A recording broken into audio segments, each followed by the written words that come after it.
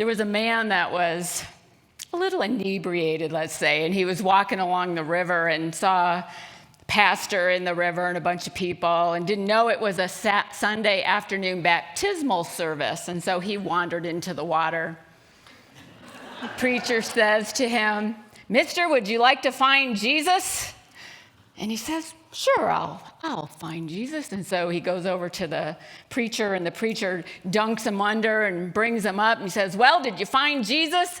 And the man who was inebriated said, "No, I did not."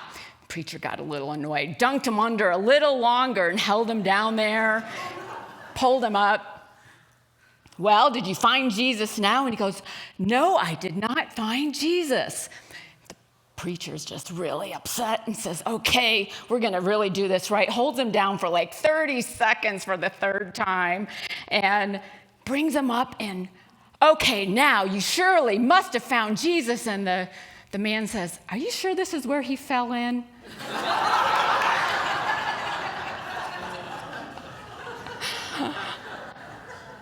What a great story for understanding, because he didn't quite understand what was going on there in the river. But we're talking about understanding today and our power of understanding. And just look at the headlines and, all the stuff that goes on in the news and all the stuff that's going on around the world. And it seems like we've lost our ability to understand each other.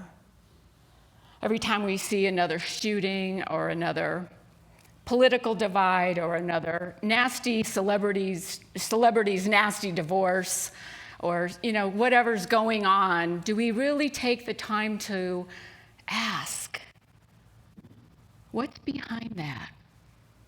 What's going on with these people in our world? What's going on with these situations? Can we try to understand what's behind it all?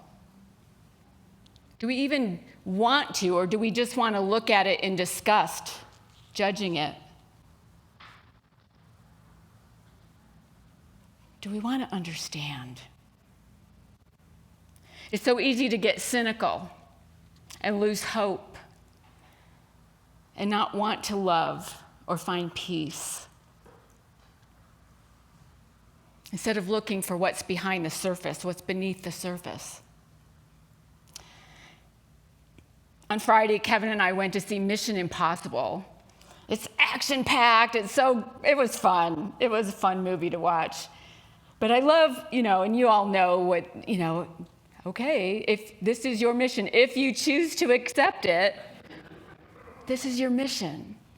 Well, this is our mission if we choose to accept it, to look beyond the surface of what's going on in our lives, what's going on in the people that are next to us, what's going on in their lives, to try to understand.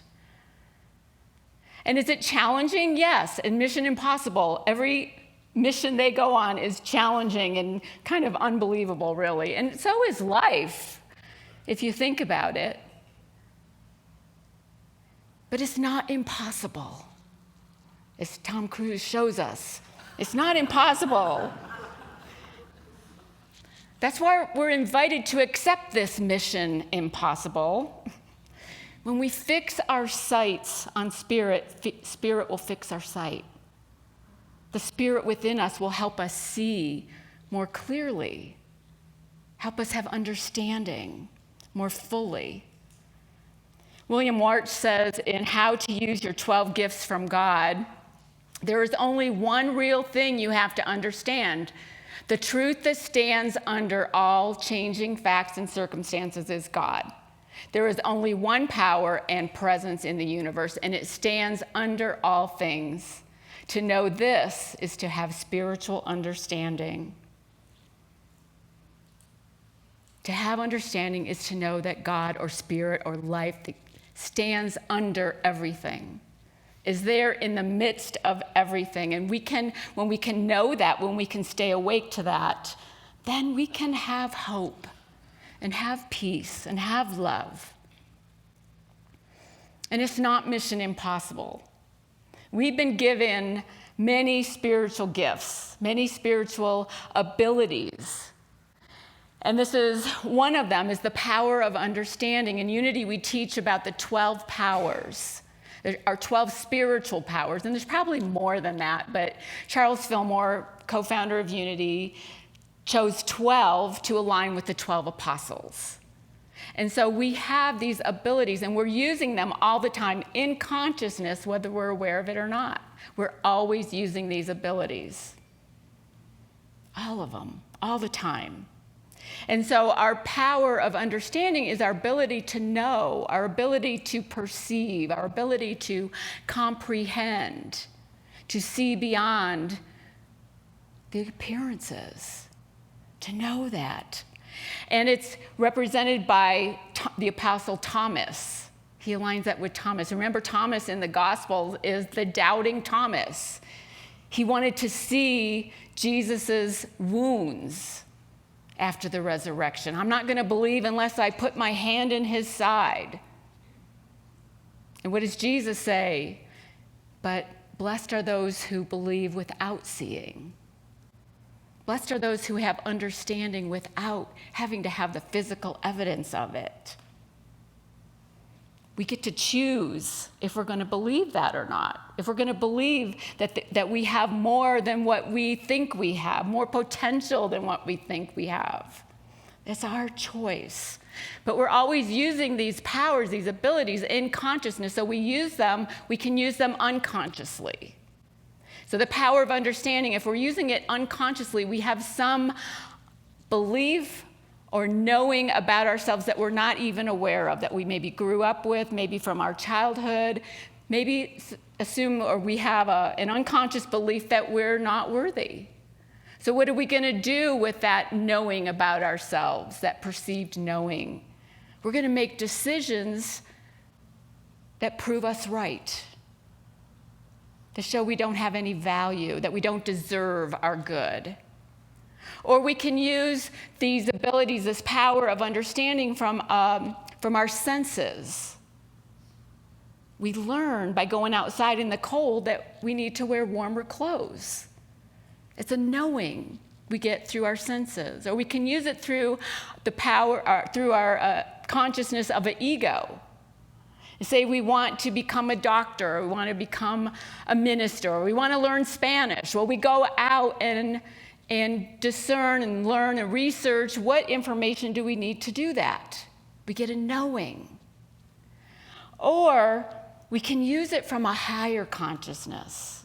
We can choose to use it from a higher consciousness where we know that we are divine in essence, and so is everyone else. So is everyone else. And we can come to that understanding. I love how when Laura was singing, now I can't remember the words that when we were all pointing at each other. That was so beautiful. You are the light of the world, and you are the light, and you are the light, and you are the light, and we are all that light. And if we use this power of understanding, we come to understand that, to know that, to comprehend it, to take it in as truth, that we are that. We are that light. It requires us, though, to open our hearts. Charles Fillmore says, nobody gets to spiritual understanding without striving for it. We have to consciously choose to do that, to strive for it. Otherwise, we just take everything on the surface.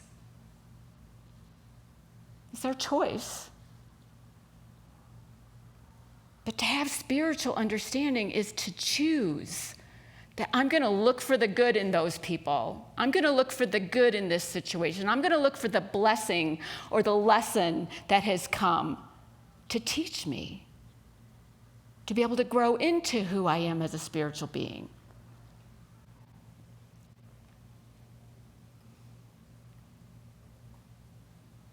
Charles Fillmore says this in Revealing Word, which is one of our Unity's metaphysical dictionaries. There are two ways of getting understanding. One is by following the guidance of spirit that dwells within, and the other is to go blindly ahead and learn by hard experience. Which way do we usually go for it? Yeah. Most of the time we see with blinders on. We can only see a little bit. Only what's right in front of us. At the Unity Convention, we were given a pair of glasses, and we were told to put them on and then have our neighbor take a picture of us. You want to put the picture? So that's my picture. But if you could see these up close, there's only a tiny little hole for me to see through. That's usually how we see the world. And so it's up to us to take the glasses off, to use our peripheral vision, to see more from a broader perspective. It's like Paul, who had the scales removed from his eyes, and he could see. He had a knowing, he had a flash of insight. Only after an experience of blindness, though, when we are in pain, do we usually want to turn to that. It's usually the last resort, isn't it? Well, I've tried everything else, might as well try God.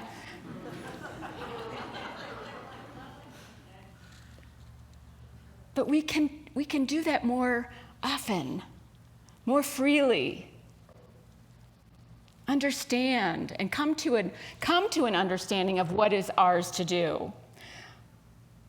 Linda Martella Whitsett says this in Divine Audacity: spiritual understanding is comprehending, internalizing, and then living the truth we know. Understanding dawns over time and through study and reflection. Or it can come in a flash. Suddenly, the light shines. You ever get that? Just like this light bulb goes off, and you know. You just know. You don't know how you know, but you know. That's spiritual understanding. James Doty is a neurosurgeon, and I've talked about him before. He wrote the book Into the Magic Shop. He grew up very poor. He grew up in poverty, had an abusive father. I think his mother was alcoholic, and grew up in just, terrible childhood, and vowed that he was going to be wealthy someday. He was not going to live in poverty. And so he did everything he could and almost flunked out of medical school, but he somehow got through medical school, became a surgeon, a neurosurgeon. And then he had an opportunity to be an entrepreneur for medical devices, and he became an entrepreneur in medical technology. And one day he woke up and looked on his laptop and realized that he had amassed a fortune, $75 million. He had a house on the beach in California. He had a garage full of cars. He had also a failed marriage, a daughter who never talked to him. And he realized that the money that he had, the $75 million, didn't make him happy. He had learned earlier when he was a boy and he went into this magic shop and met a woman named Ruth that he could have anything he wanted, but he needed to open his heart. He needed to open his heart to hear or to see what was his to do, to discern, to take action, to have understanding.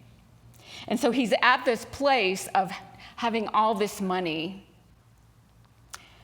in the late 90s. And most of you know what happened shortly thereafter. The dot-com bubble burst, and he lost nearly everything.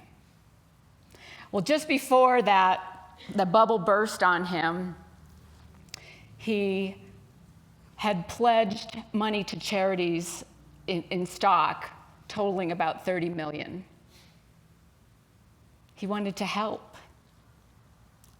So the bubble bursts, he's broke, he has to sell his house, sell all his cars except the Porsche. He wanted to keep that one.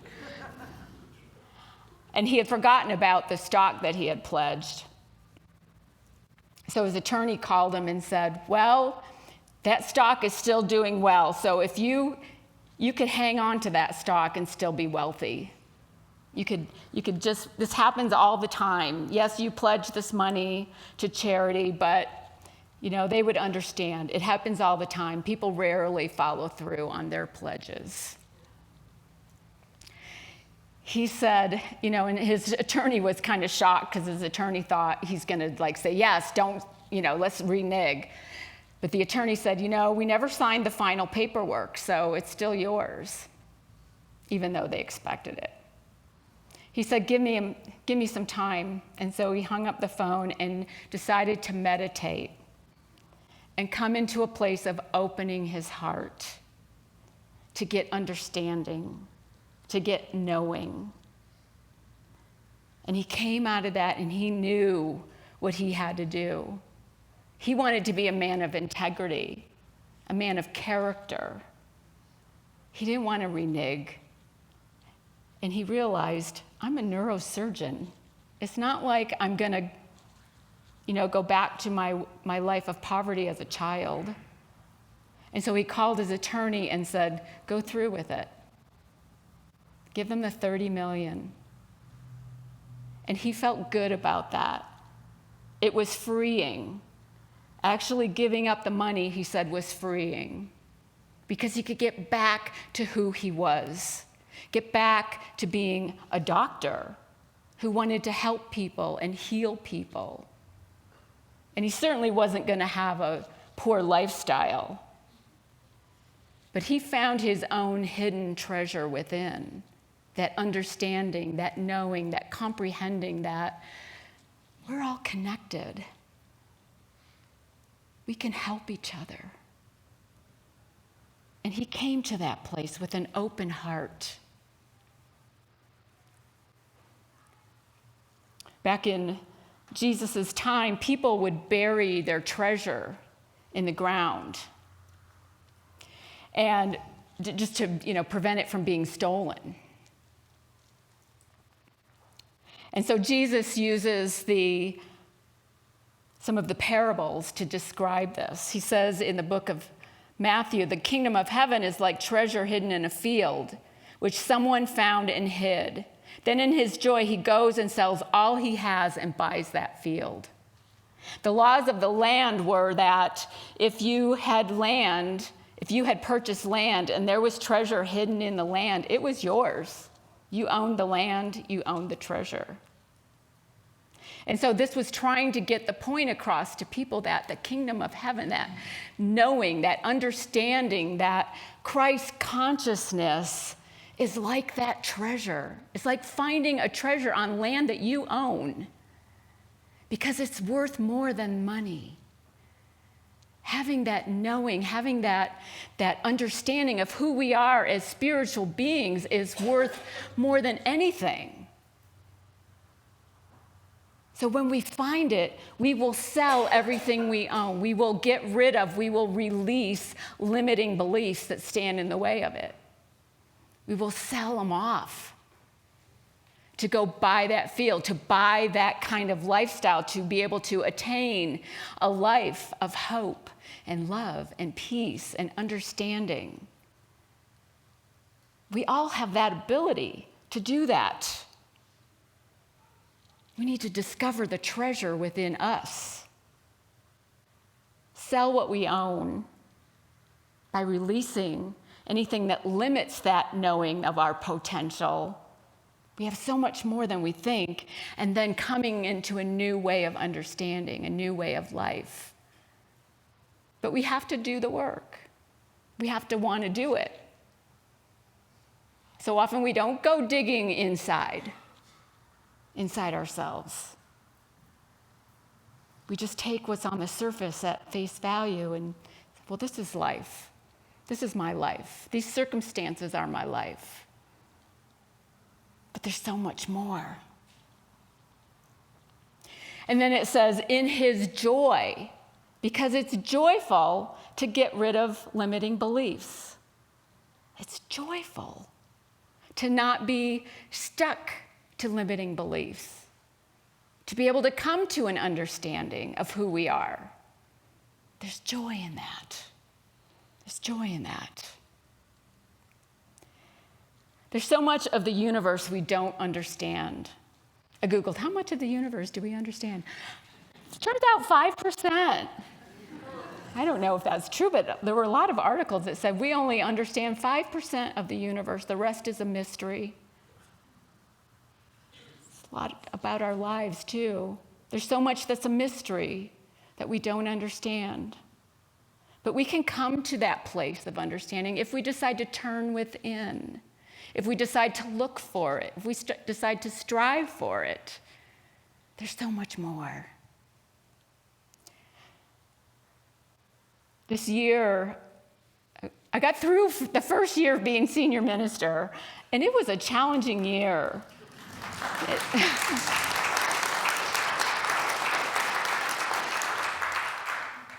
It was a challenging year. And it's interesting that this week I would be talking about the power of understanding. Because I realized I hadn't been really understanding my potential.